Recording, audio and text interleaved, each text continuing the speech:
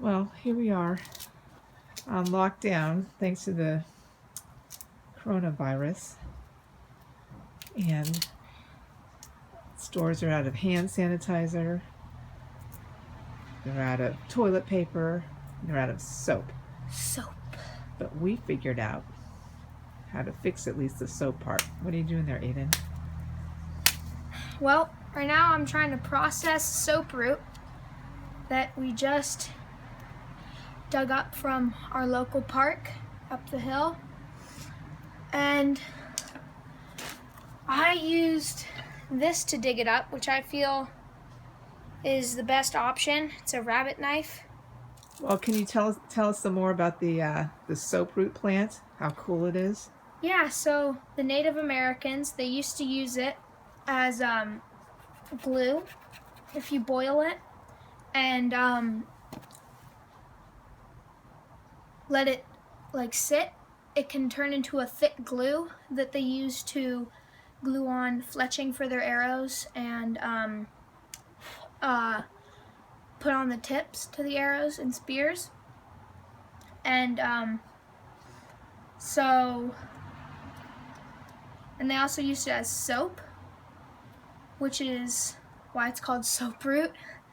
And another way you can do it is you can boil it, or not boil it, sorry, bake it or cook it in coals for about 3 to 6 hours, which is a long time, and that will make it taste like not a sweet potato, but kind of like a potato, but a little sweet taste. And if I were to take a bite out of it now, it would just taste like if you ever said a bad word in your house and your mother made you put soap in your mouth. So. Well, that's never happened here, has it? No. So how do you have to process it to make it into soap? Well, it's very hard to process. I'm just learning that now because you're supposed to take all the brown bristles off. Oh, another way they used to use it is they used to take off these bristles right here and use the same glue that they used from this and glued the tips together and made brushes out of them. Oh, that's cool. Which is very interesting, and yeah. Super interesting plant. So I read it's also an antifungal, which is pretty awesome. Mm-hmm. Yeah. Well, you tell them about that. I'm gonna go grab a cutting board and no, don't. Okay. I'm gonna go grab a cutting board and a sharper knife. Okay. All right. Sharper knives. Okay. So. Oh, and don't get me wrong, this Mora knife, it's a great knife. Just I've had this one for, oh God, I don't even know how many years, and I've sharpened it over the years. Just it's hard to keep the same factory bevel on it, so it's not as sharp as it used to be. Is there a reason why it's called a Mora knife? I'm not sure. It's from Sweden, but I'm not sure why it's called a Mora knife. So can you just tell us what the process is from this point to get soap? Well, there's many different ways you could do it. I've decided to,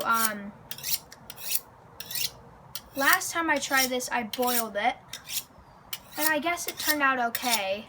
It wasn't the best in the world, but it worked.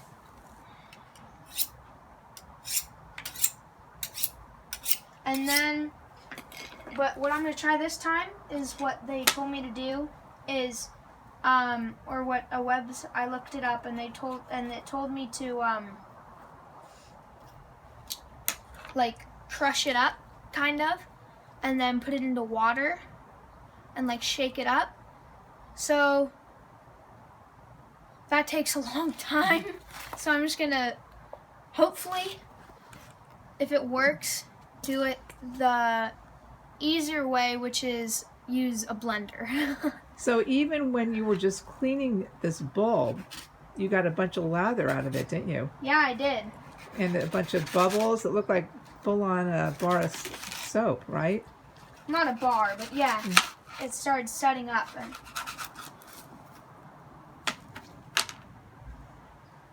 kind of looks like cabbage. Let's see.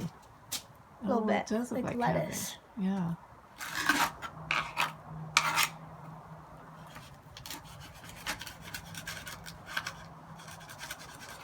So is it thick to cut? Is it very fibrous? Well, these brown things are very fibrous. They like the outside of a coconut? Yeah, kind of. To where it all kind of looks pretty much the same. Mm-hmm. I'm just going to chop this off. How does it feel? Is it slippery? Yeah, it feels like an onion. Kind of. More slippery than an onion, though, right? More slippery than an onion, but I mean, it kind of looks and feels a little bit. See, look at this. We already got suds on the knife. Very cool. Wow. So once you've cut all these, what are we going to do? So what I'm doing now is I'm cutting them into chunks. You know, just about yay big. I might dice them up a little thinner. And then I'm going to put them in either a blender or even just cutting them and seeing the suds on the knife blade like that. Yeah.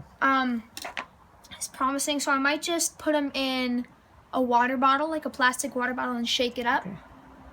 And all right, well, let's check back with you after you've cut all these guys, because there's quite a few of them, isn't there? yeah. Okay.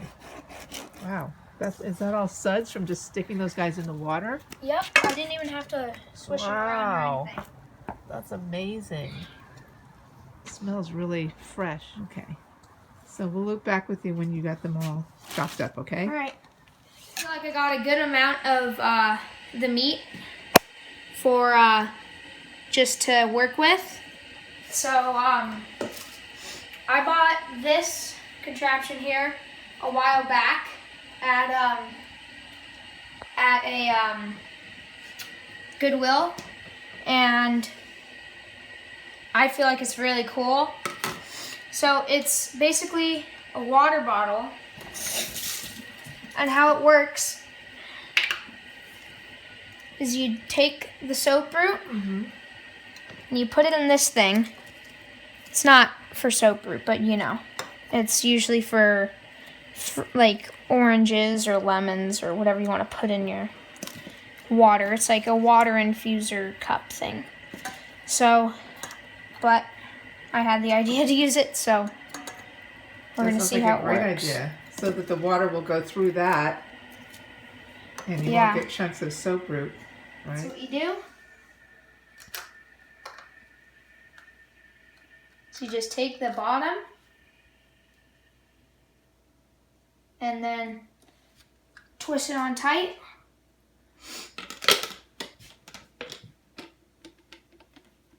Twist this on. Put just a little bit of this water. See, it's already setting up. Wow, look at that. And then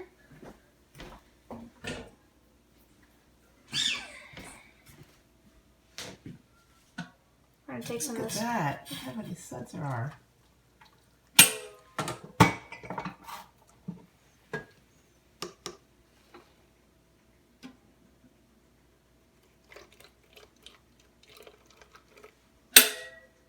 Okay, put that in there.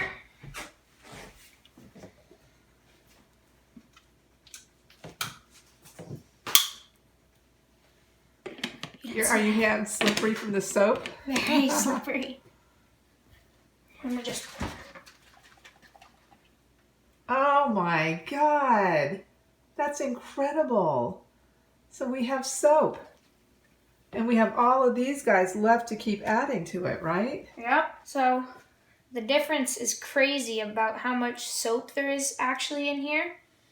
There's this much water and this much suds. Wow. So, I mean, that's soapy. Very soapy. Alright, so what I did here is, like, if you don't want to use all of the Soaproot that you've cut up and you already have enough in the bottle you're using, is I'm going to put it in a plastic Ziploc bag, and I just put a little bit of cold water in there to keep it fresh. And then I'm going to open it up just a tad. And we're going to smush all the air out of it and then close it up. We're going to roll it up. We're going to come over to the refrigerator. And then we're going to put it in the vegetable drawer or wherever you put your vegetables. Close it up and you could use it whenever. And so what I'm doing here is I'm going to let this soak all night to see how strong it is. It'll be tomorrow in the morning, so I'm just going to set that over here. And then here in our soap bottle that I found, I'm going to, I dumped the soap that was in there in here, and then I put some of the inside roots, like the center, the core is like a very high, like soapy area, and I just put them in there, and then I'm gonna let them soak. And then if you don't generally like the smell of Soaproot, What does it smell like? dirt. Does it? Smells like dirt. Oh, I thought it smelled fresh. Smells like fresh dirt. Okay. It's not the most likable smell. So I'm just gonna take my essential oils. Which one would you like? Lavender, peppermint, I think tea tree, rose, or sweet orange, or lemongrass?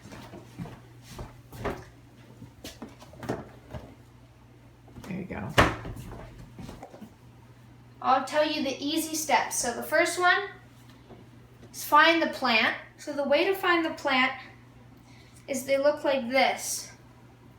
So they have these leaves. And the way to distinguish them is if you just see a flat leaf sticking out, that would not be a Soaproot. So you see how on the side here, Very unique. there's wavy, Yeah. it's like a wave. Wow. That would be a Soaproot. And what you do is you take your shovel, dig down underneath it. They could be from this deep underground to this deep underground. So dig your shovel pretty deep and then pry it. And you want to look for the ones with the huge big fronds, huge big leaves. Pry it up and then take the plant out, shake off all the dirt, and you'll have a bulb like I showed you guys earlier. And then you just cut off all the hairs, make sure all the hairs are off, cut them into chunks, and then you make sure to rinse off all the dirt before you do all that. Cut them into chunks, put them in just a plain old water bottle if you don't have one of those, and shake it up really, really well. And then you can either let it sit overnight or you can dump it out and use it right there. And then if you don't want your soap to smell like dirt, I would recommend putting essential oils in them, which Great. help a lot. Fantastic. And that's how you make soap out of Soaproot. And you can find them all over the hills. They like grassy, sunny areas. So Did you also tell me that they like to be near oak trees? So oak trees and Soaproot are like, they live in like the same habitat. Like wherever there's oak trees, and if there's a grassy flat area around it, you'll most likely find Soaproot. Cool. And it's everywhere in California, and I'm pretty sure it's in other countries too. So that's how you make soap. So out of we're Soaproot. set. If we Yeah. run out of soap and the stores run out of soap like they're running out of everything else, we have a recipe for Soaproot. So Yep. cool. Thank you, Aiden. Mm-hmm. Thank you so much. Yep.